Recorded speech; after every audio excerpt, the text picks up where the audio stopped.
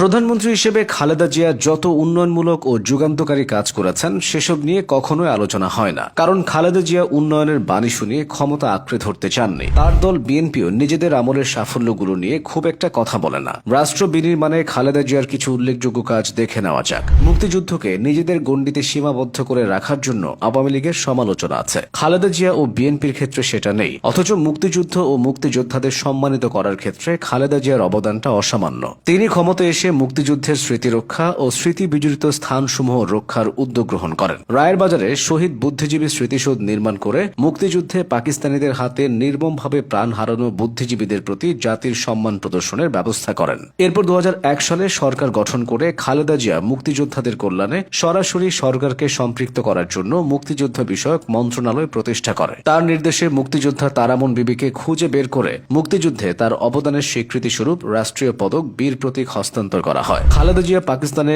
অসম্মানিত অবস্থায় পড়ে থাকা মুক্তিযুদ্ধের বীর সৈনিক বীরশ্রেষ্ঠ মতিউর রহমানের দেহাবশেষ বাংলাদেশে নিয়ে আসার ব্যবস্থা গ্রহণ করেন। এবার আসা যাক অন্য প্রসঙ্গে। 3 দফায় সরকার গঠন করে বেগম খালেদা জিয়ার নেতৃত্বাধীন সরকার রাষ্ট্র পরিচালনার ক্ষেত্রেও বেশ কিছু গুরুত্বপূর্ণ সিদ্ধান্ত নিয়েছেন, যেগুলো এদেশের রাজনীতির ইতিহাসে মাইল ফলক হয়ে থাকবে। সংবিধানের দ্বাদশ সংশোধনীর মাধ্যমে এবং ত্রয়োদশ সংশোধনীর মাধ্যমে নিরপেক্ষ তত্ত্বাবধায়ক সরকারের অধীনে জাতীয় নির্বাচনের ব্যবস্থা গ্রহণ এসবের মধ্যে অন্যতম।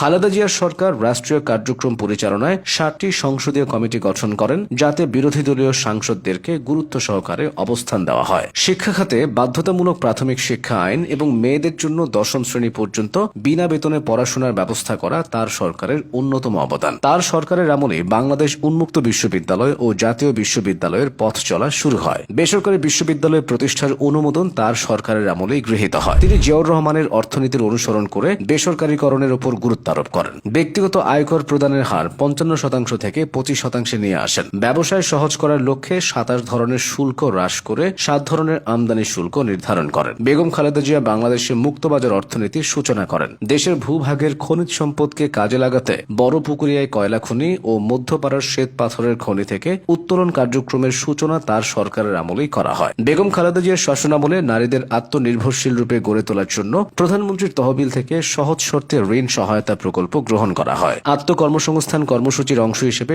সহজ শর্তে ঋণ সেবার সহায়তায় তিনি আনসার ভিডিপি ব্যাংক প্রতিষ্ঠা করেন। স্বাস্থ্য খাতে সমস্যা ও সংকট নিরসনে তার সরকার সমূহের কার্যক্রম সুবিদিত। প্রতিটি উপজেলা স্বাস্থ্য কমপ্লেক্সকে 31 থেকে 50 শয্যায় উন্নীতকরণ এবং জেলা কমপ্লেক্সকে 100 থেকে 250 এবং 50 থেকে 100 শয্যায় উন্নীত করা হয়। দেশের শতকরা 90% মানুষের জন্য তার সরকার সুপেয় পানির ব্যবস্থা করতে সক্ষম হয়। বাংলাদেশে টেলিকমিউনিকেশন খাতেও খালেদা জিয়ার অবদান অনস্বীকার্য, কারণ তার সময়ে সেলুলার ফোন ও আইএসডি ফোনের সূচনা হয়। অন্তত 3 লক্ষ টেলিফোন সংযোগ চালু করা হয়। বেগম খালেদা জিয়ার সরকার 330টি উপজেলাকে বিদ্যুতায়নের আওতায় নিয়ে আসে। উপকূলীয় এলাকাগুলোতে 1000-এরও বেশি সাইক্লোন সেন্টার নির্মাণ করেন। ধর্মীয় সম্প্রীতি প্রতিষ্ঠায় বেগম খালেদা জিয়ার সরকার প্রবল গুরুত্ব দেয়। তার সরকারের আমলে এদেশে অসংখ্য মসজিদ, মন্দির, ঈদগাহ এবং অন্যান্য উপাসনালয় নির্মাণে সরকারি তহবিল থেকে অনুদান প্রদান করা হয়। ঢাকার আশকোনায় হজ যাত্রীদের সুবিধার্থে একটি স্থায়ী হাজি ক্যাম্প প্রতিষ্ঠা করা হয়। এছাড়াও তাবলিগ জামাতের বৃহৎ সম্মেলন, বিশ্ব ইজতেমার জন্য